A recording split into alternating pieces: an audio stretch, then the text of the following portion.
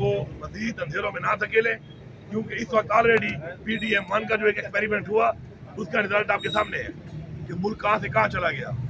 उसके बाद एक इंटरिम गवर्नमेंट, उसने जो हालात मुल्क में बनाए वो भी आपके सामने है। अब फिर PDM-2 एक और तजर्बा। ये कौम मजीद तजर्बे बर्दाश्त नहीं कर सकती। जो महंगाई, बेरोजगारी, इकॉनमी के हालात, अमन अमान के हालात मुल्क के बन चुके हैं। होश के ना खुलने और मुल्क की सोचें, बजाय लंदन प्लान, कभी कौन सा प्लान, ये करके जो मुल्क में आप लोग करें तजर्बे, इससे निकलें और कौम की सोचें, इस आवाम की सोचें। 25 करोड़ आवाम इस वक्त मसाइल में है, उनके हल के लिए सोचें। Thank you.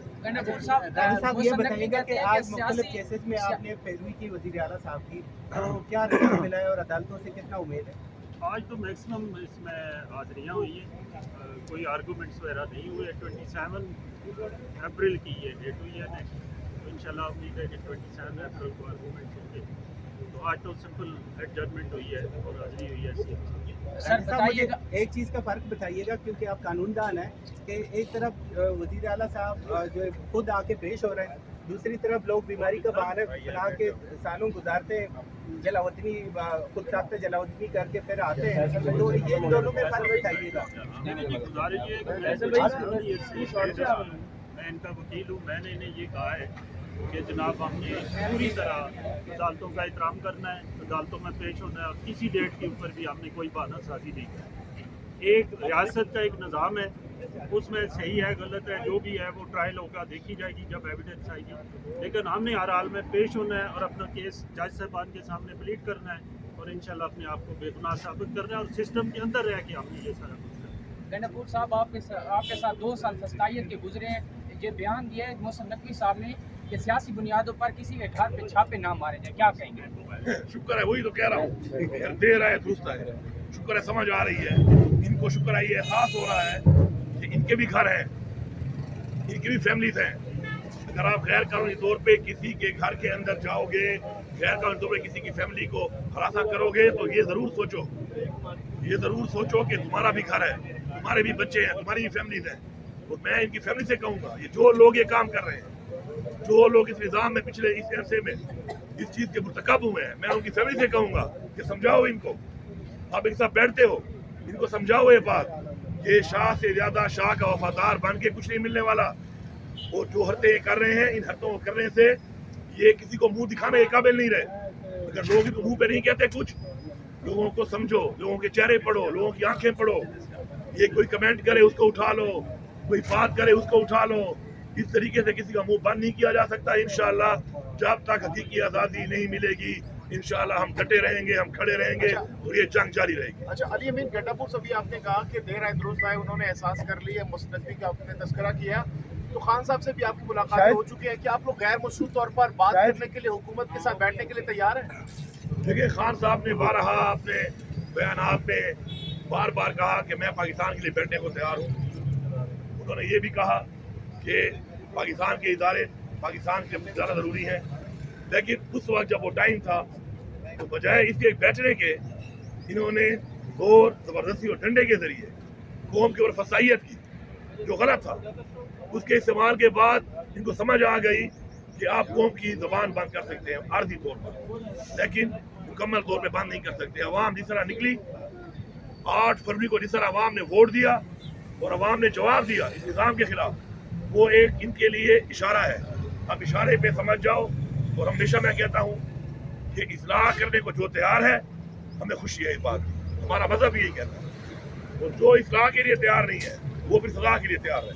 सर गंडापुर साहब, फजल रहमान के साथ आप बैठने के लिए अभी जो है ना कोशिश कर रहे हैं कि जो आपका मैंडेट चोरी हो उसकी बात करें। वो कहते हैं मेरा मैंडेट ही चोरी KP में हुआ है, तो फिर आप उसके साथ कैसे अलायंस करेंगे?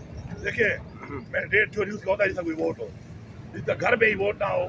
आप ऐसा करें, आप एक सर्वे कर लें DI खान जाकर कि लोगों को DI खान में लोगों को पकड़ पकड़ के किसकी पार्टी में ले जाया गया, इस मौलाना की पार्टी में ले जाया गया, पकड़ पकड़ के जबरदस्ती ज्वाइन करवाया गया, जबरदस्ती प्रोग्राम करवाया गया। ये कह रहे मैंने चोरी हुआ है। मेरी फिर रिक्वेस्ट है, मैं आज फिर यहाँ खड़ा हूँ। अभी ये इलेक्शन हो रहा है 21 तारीख को, आपका भाई अपने कागजात जमा करा के भाग क्यों गया? इलेक्शन से क्यों भाग गया? दोबारा लड़ने का है प्रोग्राम, फिर मूड है, फिर हासिल। अब तो मुझे खुद लड़ने की जरूरत ही नहीं है इसके खिलाफ। अब तो मेरा वर्कर भी इसको हरा लेगा। वो देखो पश्चिम जहाँ पहुंचा है, पश्चिम में जाके छीन रहा है। बाकी हमारी पार्टी की एक पॉलिसी है, अगर एक एजेंडा पे जो कि मैंडेट तो हमारा चोरी हुआ, कोई और भी समझता है कि चोरी हुआ है और इस एजेंडा पे वो साथ देने को तैयार है, तो मुझे कोई एतराज नहीं है। लेकिन मैं पर्सनली बता दूं आपको, मुझे पता है मौलाना अपना रेट लगवा रहा है, मेरी जाती राय है, मैंने पार्टी को भी ये राय दी, रेट लगवा रहा है, फिर ले दे करेगा, अपने आप को पीछे बच्चा कुछ नहीं है, इस्तेमाल करके फिर मदरसे के बच्चों को इस्तेमाल करेगा, फिर कोई डील करेगा, कश्मीर कमेटी लेगा, कोई गवर्नर लेगा या कोई माल लेगा और फिर मेरे नोट दिखा, मेरा वोट बढ़े तो फिर कहीं और सर, पंजाब हुकूमत ने मरियम नवाज ने रोटी सस्ती की है लेकिन अमल दरामद नहीं हुआ, क्या कहना चाहेंगे? आप भी केपीके में कोई रोटी सस्ती करने जा रहे हैं? देखें, मरियम नवाज के बारे में मैं क्या कहूँ, टिकटॉक के ऊपर हुकूमत चल रही है, सारा दिन टिकटॉक चल रही है, टिकटॉकों के ऊपर जो है कारकर्दगी चल रही है। ऊपर से मसला ये है कि पंजाब में एक तो वज़ीर आला वो बैठी है, तर्जुमान उसकी एक और बैठी है, अब औरतों को मैं क्या जवाब दूँ, मर्दों की बचा नहीं है इनके पास। मैं ये कहूँगा कि अवाम की खिदमत करो, इस टिकटॉके बनाकर अवाम को हेल्थ कार्ड दो। हमने पंजाब में भी हेल्थ कार्ड दिया था, आपने बंद कर दिया, अवाम को हेल्थ कार्ड चाहिए, अवाम को हेल्थ कार्ड दो। बाकी वही फैसला करो, वही हुक्म जारी करो जिस पे अमल दरामद करा सको। हमने की है, हमने रोटी मजीद सस्ती की है, 50 से भी कम पैसों में रोटी दे रहे हैं। इंशाल्लाह मैं उसको अमल दरामद करा के दिखाऊंगा, और अगर नहीं करा सकूंगा तो कुर्सी छोड़ूंगा। ये कोई तरीका नहीं है आप ऑर्डर पास कर दें, नीचे ग्राउंड पे वो ना और आप बैठे रहें और टिक टाक बनाए कहें जी मैंने ये कर दिया, मैंने वो कर दिया। अब कौम बेवकूफ नहीं बन सकती, कौम जाग चुकी है, समझ चुकी है।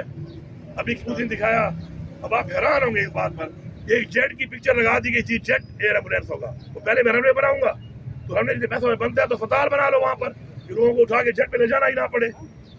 इतना 40 साल पंजाब में रहे, आपने एक ऐसा अस्पताल नहीं बनाया जिसमें आपके बाप का इलाज हो सके। अभी फिर आप आ गई हैं, अभी आप जेट देंगी, पहले एक मरीज तो पहले जेट के लिए रनवे बनेगा, फिर वो जेट जाएगा उसको उठाएगा, फिर अस्पताल के लिए एक अलग रनवे बनेगा। ये बातें